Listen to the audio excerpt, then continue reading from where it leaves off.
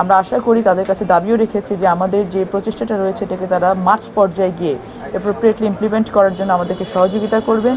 সরকার থেকে যত বেনিফিট আসলে প্রান্তিক পর্যায়ে দেয়া হয়, একেবারে গ্রাম পর্যায়ে দেয়া হয়, এই সমাজ কল্যাণ মন্ত্রণালয় এবং মহিলা বিষয়ক মন্ত্রণালয়, এই দুটো মন্ত্রণালয় মিলে বাংলাদেশের মোর দ্যান 82% পপুলেশন নিয়ে কাজ করে বেসিক্যালি। সো তাদের জীবনমানের উন্নয়ন, তাদের সামাজিক সুরক্ষা নিশ্চিতকরণ থেকে শুরু করে সেফটিনেট যে নেটওয়ার্কিংয়ের কাজটা করে দুটো মন্ত্রণালয় মিলে, এটা আসলে হিউজ। এই মন্ত্রণালয় দুটোরই কাজের পরিমাণ, কোয়ালিটি কোয়ান্টিটি অনেক বেশি, কিন্তু আওয়াজ অনেক কম। তো আমাদের বেসিক্যালি যেটা আমরা আজকে চেয়েছি, আমাদের জেলা প্রশাসক মহোদয় যারা আছেন, বিভাগীয় কমিশনার যারা আছেন, তাদের কাছে যে ব্রিজিংটা আছে মন্ত্রণালয় থেকে তৃণমূল পর্যন্ত পৌঁছানোর জন্য, তারা কিন্তু কানেক্টিভিটিটা করে থাকেন। টানেলের এপারে আমরা আছি, টানেলের ওপারে ওনারা আছেন। মাঝখানে যে কানেক্টিভিটিটা, এটার জন্য অনেক বেশি অ্যাপ্রোপ্রিয়েট হয়। আমাদের সেবাগুলো এই পর্যন্ত পৌঁছে দেওয়ার জন্য তারা যেন ইমপ্লিমেন্টেশন পর্যায়ে ভালো মতো কাজ করেন, ওখানকার প্রবলেমসগুলো আমাদের পর্যন্ত আসার জন্য যেন সকল ধরনের দুর্নীতিমুক্ত তারা থাকতে পারেন, তাদের কাছে তারা ঠিকমতো করলে, প্রত্যেকটা সরকারই কিন্তু অনেক পরিকল্পনা নেন, ডেভেলপমেন্ট ওয়ার্কস নেন, কিন্তু ডেভেলপমেন্ট ওয়ার্কসগুলো ইমপ্লিমেন্টেশনের মেইন টুলস কিন্তু তারা থাকেন। যেহেতু ম্যাক্সিমাম কমিটিগুলোর সভাপতি তারা থাকেন, জেলা প্রশাসক মহোদয়ও থাকেন। তো ওনাদের দায়িত্বশীলতা, ওনাদের অ্যাক্টিভিটি সব কিছুর উপর ডিপেন্ড করে যে আমাদের পরিকল্পনাগুলো কতখানি কার্যকর হচ্ছে। সো যেগুলো অনগোয়িং প্রকল্প আমাদের আছে, সেটার অ্যাপ্রোপ্রিয়েট ইমপ্লিমেন্টেশন, সাথে ভবিষ্যৎ প্রকল্পগুলোকে আমরা কীভাবে অনেক বেশি স্ট্রেনথেন করতে পারি, সেই বিষয় নিয়ে আলোচনা হয়েছে। আমরা আশা করি তাদের কাছে দাবিও রেখেছি যে আমাদের যে প্রচেষ্টাটা রয়েছে এটাকে তারা মাঠ পর্যায়ে গিয়ে অ্যাপ্রোপ্রিয়েটলি ইমপ্লিমেন্ট করার জন্য আমাদেরকে সহযোগিতা করবেন। এবং আমরা সাথে সাথে এটাও তাদের কাছে দাবি রেখেছি যে ডিসি মহোদয় যারা আছেন, তাদের মাধ্যম দিয়ে তারা কিন্তু ইউনিয়ন লেভেল, ওয়ার্ড লেভেল পর্যন্ত তারাও তাদের কর্তৃত্বটা রাখেন।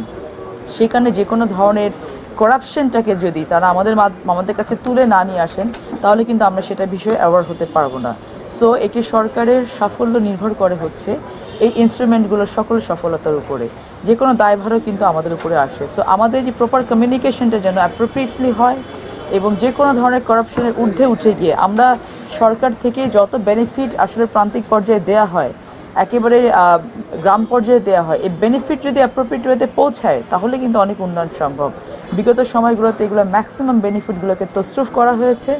এই জায়গাটাতে আমরা তাদেরকে একটু সতর্ক করার চেষ্টা করেছি যে আপনাদের মাধ্যম দিয়ে যেন এই ধরনের কর্মকাণ্ডকে কোনোভাবেই কেউ যেন প্রায়োরিটাইজ করতে না পারে। আমরা চাচ্ছি যে আমাদের পরিকল্পনা, উন্নয়নগুলো যেন গ্রামীণ জনগোষ্ঠীর কাছে অ্যাপ্রোপ্রিয়েট ওয়েতে পৌঁছে। আপনারা সেভাবে কাজ করবেন, আমাদের সহযোগিতা করবেন।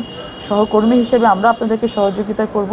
সকলের উদ্দেশ্য একটাই, দেশের উন্নয়ন, জনগণের উন্নয়ন। সেটা যদি আমরা অ্যাপ্রোপ্রিয়েটলি করতে পারি, আমাদের মনে হয় না যে খুব বেশি বেগ পেতে হবে আমাদেরকে। বাট যদি ওই প্রতিবন্ধকতা থাকে, ঘাটে ঘাটে প্রতিবন্ধকতাগুলো যেন তারা আমাদেরকে অবশ্যই ওভারকাম করার জন্য সহযোগিতা করে, সেই বিষয়ে আমরা তাদের কাছে সার্বিকভাবে দাবি রেখেছি। আশা করছি যে এই সম্মেলনগুলো যেই উদ্দেশ্য নিয়ে করে সেটাও সার্থক হবে, তারাও আমাদেরকে সহযোগিতা করবে ইনশাআল্লাহ। এই বিষয়ে ইতিমধ্যে আমাদের কমিটি গঠিত হয়েছে। যত ধরনের ভাতাভোগী লিস্ট ছিল, এই লিস্টগুলোকে আমরা রিভিজিট করার জন্য কমিটি গঠন করা হয়েছে, যেখানে বেনিফিশিয়ারি এন্ডে অ্যাপ্রোপ্রিয়েট বেনিফিশিয়ারির কাছে G2P পদ্ধতিতে, গভর্নমেন্ট টু পার্সন পদ্ধতিতে, আমাদের প্রক্সিমিং টেস্টের মাধ্যমে আমরা বেনিফিশিয়ারি সিলেক্ট করছি। এবং গভর্নমেন্ট টু পার্সন যেন অবশ্যই যাদের চাহিদা আছে, যারা পাওয়ার যোগ্য, দল মত সকল কিছুর ঊর্ধ্বে উঠে গিয়ে সেই যোগ্য মানুষের কাছে তাদের বেনিফিটটা পৌঁছায়, সেটা নিশ্চিতকরণের জন্য ইতিমধ্যে কমিটি গঠিত হয়েছে। এবং আমরা সকল ধরনের সুযোগ সুবিধা যেন যারা সুবিধাভোগী তাদের কাছেই পৌঁছায়, এটাকে নিশ্চিত করার জন্য সকল ধরনের প্রচেষ্টা চালিয়ে যাচ্ছি। এবং এই যে বললাম, টানেলের এপার এবং ওপারের যদি সমন্বয়টা ভালো মতো হয়, তাহলে অবশ্যই এটা কার্যকর হবে। ওনারা আইডেন্টিফাই করার চেষ্টা করেছেন অনগোয়িং প্রবলেমসগুলোকে। আসলে সময় তো খুব অল্প থাকে, যতটুকু পেরেছেন তারা আমাদের কাছে তুলে ধরেছেন যে এই সেক্টরগুলোতে কাজ করা উচিত। আমরা সেটাকে রেসিপ্রোকেট করেছি। মন্ত্রিপরিষদ বিভাগ থেকে ইতিমধ্যে 30 দিনের ভেতরে এই যে সকল বেনিফিশিয়ারি আছে, তাদের যে লিস্টগুলোকে নতুন করে আবার রিভিজিট করে আমাদের কাছে প্রতিবেদন দেওয়ার জন্য 30 দিনের ভেতরে একটা সময় বেঁধে দেওয়া হয়েছে। সো আমাদের পরিকল্পনাগুলো বাস্তবায়নের জন্য আমরা সচেষ্ট রয়েছি। সকলে মিলে কাজ করলে আমার মনে হয় যেগুলো অ্যাড্রেস করতে খুব বেশি বেগ পেতে হবে না আমাদেরকে ইনশাআল্লাহ। বাড়ছে তো ফ্যামিলি কার্ডের মতো এত বড় একটা ফ্ল্যাগশিপ প্রোগ্রাম, যেটা এটা দেশে এবং বিদেশে সকলে এটা অনেক বেশি প্রেজ করেছেন, অ্যাকসেপ্ট করেছেন এবং এটা আমরা বিশ্বাস করতে শুরু করেছি আসলে আমরা ইকোনমিকে যেভাবে চালাতে চাচ্ছি এটা কিন্তু বড় বড় প্রকল্পতে ইনভেস্ট করার বাদ দিয়ে যদি আমরা গ্রামীণ জনগোষ্ঠীতে মানুষের উপর ইনভেস্ট করি, মানুষের জীবনমানের উপর ইনভেস্ট করি, তাহলে আসলে কিন্তু একটু একটু করে আমরা বাংলাদেশ এগিয়ে যেতে পারবো। সো অবশ্যই আমরা এটা হয় কি আসলে এই ইনভেস্টমেন্টগুলো একটি সাময়িক ইনভেস্টমেন্ট হয়।